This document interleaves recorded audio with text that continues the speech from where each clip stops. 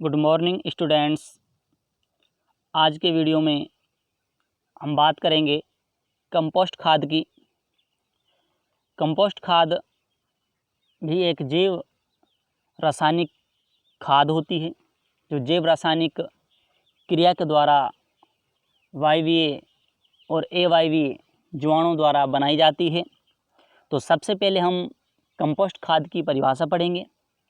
परिभाषा होती है कि ऐसी जैव रासायनिक क्रिया जिसमें वायवीय तथा अवायवीय जीवाणुओं द्वारा कार्बनिक पदार्थों को विघटित कर खाद बनाते हैं, जिसे कंपोस्ट खाद कहा जाता है।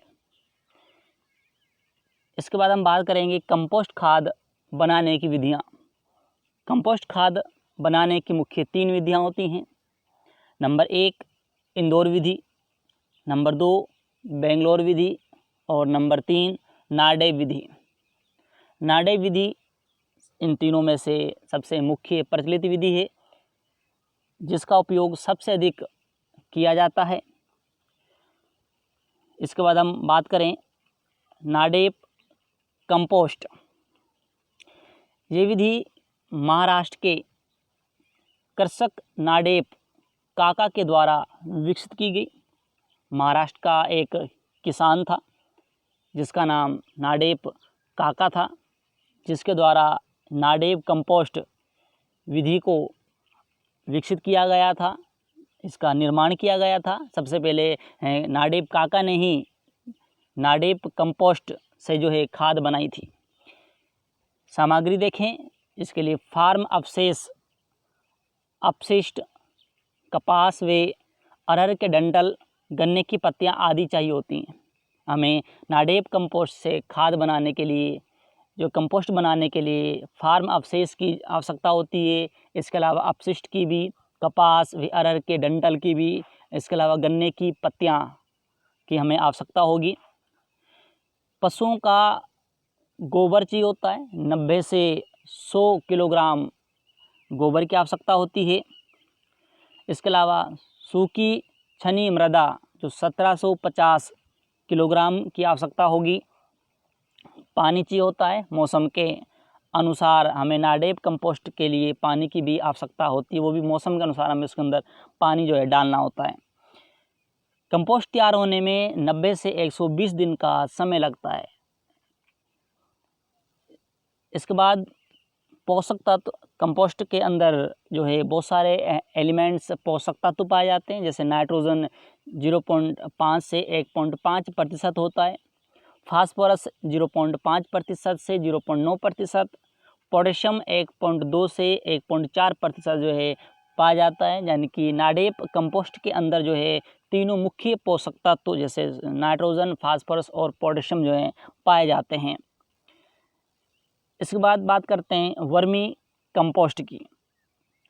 वर्मी कंपोस्ट के प्रयोग से मृदा के भौतिक, रासायनिक व जैविक गुणों में सुधार होता है।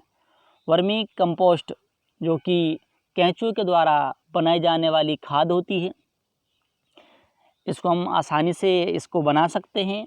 यदि हम केंचुए से बनाई जाने वाली खाद, जिसे वर्मी कंपोस्ट कहते हैं, यदि इसका उपयोग मृदा के अंदर किया जाता है तो मृदा के तीनों गुणों में, जैसे कह सकते हैं भौतिक, रासायनिक एवं जैविक गुणों में सुधार होता है।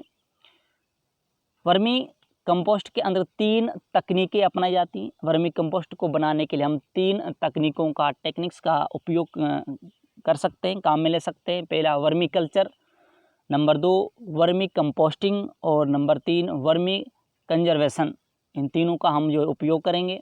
सबसे पहले बात करेंगे वर्मी कल्चर की। वह तकनीक होती है जिसके अंतर्गत केंचुओं का प्रजनन व रख रखाव किया जाता है। वर्मी कल्चर के अंतर्गत हम केंचुओं के प्रजनन व उसके रख रखाव का ध्यान रखा जाता है, अर्थात केंचुओं के संवर्धन को ही वर्मी कल्चर कहा जाता है। दूसरी है वर्मी कंपोस्टिंग।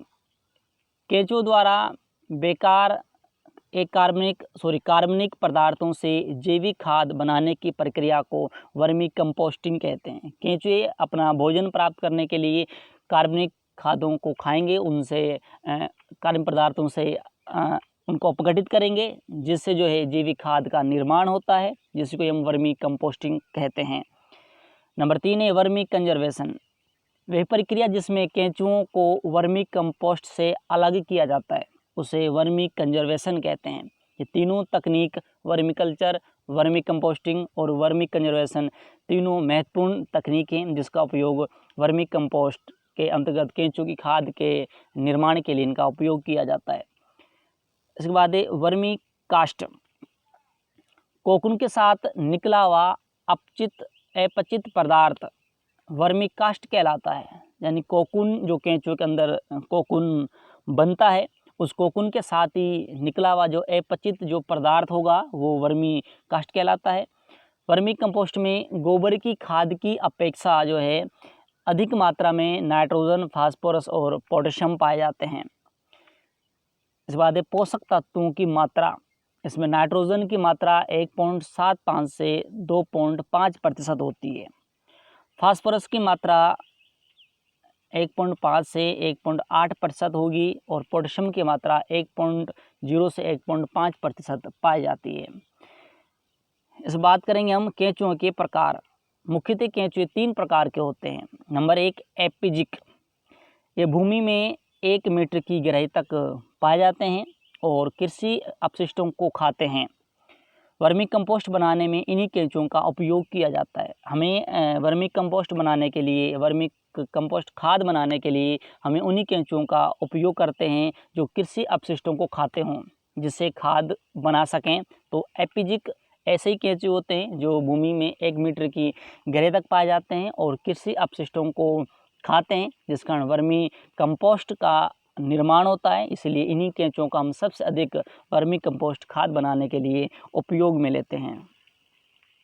इसकी जातियां हैं, जैसे हम कह सकते हैं पेरेनिप्स ओब्स्कोली, आइसिनिया फोर्टिडा, ये ऐसी प्रजातियां हैं एपिजिक की जिनका उपयोग हम वर्मी कंपोस्ट बनाने के लिए उपयोग में ले सकते हैं। दूसरा है इंडोजिक। ये केंचुए भूमि में गहरी सुरंग बनाते हैं। ये केंचुए कृषि अपशिष्ट को कम व मृदा को अधिक खाते हैं। ये प्रजाति जल निकास में उपयोगी होती है। ये केंचुए कृषि अपशिष्ट को तो कम खाते हैं, लेकिन जो मृदा है उसको अधिक खाते हैं। तो इनका उपयोग, अधिकतर उपयोग हम इसको खाद बनाने में नहीं ले सकते। बहुत कम मात्रा में इसका उपयोग खाद के निर्माण के लिए किया जाता है, लेकिन जल निकास के लिए इसका हम उपयोग कर सकते हैं। मृदा के अंदर जल निकास में इसका योगदान होता है। नंबर 3 है डायोजिक। ये केंचुए 1 से 3 मीटर की गहराई पर रहते हैं एवं दोनों प्रजातियों की बीच की श्रेणी में जो है रखे जाते हैं। इसके बाद है वर्मी कंपोस्ट बनाने की विधि। वर्मी कंपोस्ट बनाने के लिए ऊंचे तथा छायादार स्थान का चुनाव करते हैं। सबसे पहले हमें ऊंचे और छायादार स्थान को चुनते हैं, क्योंकि केंचुओं को अधिक प्रकाश की आवश्यकता नहीं होती। प्रजनन एवं खाद निर्माण के लिए 30% नमी की, 25 से 30 डिग्री सेल्सियस तापमान की जो है आवश्यकता होती है। वर्मी कंपोस्ट बनाने के लिए जो क्यारी की जो लंबाई है जिसके अंदर हम वर्मी कंपोस्ट खाद बनाते हैं, उस क्यारी की लंबाई 40 से 50 फीट और जो चौड़ाई है वो 3 से 4 फीट होनी चाहिए।